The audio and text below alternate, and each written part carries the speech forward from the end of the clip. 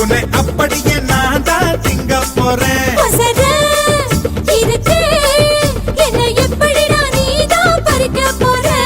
அணிலாக மாறினான் அழகாக தாவினான் அங்கங்க உன்னை கடிக்க போறேன்.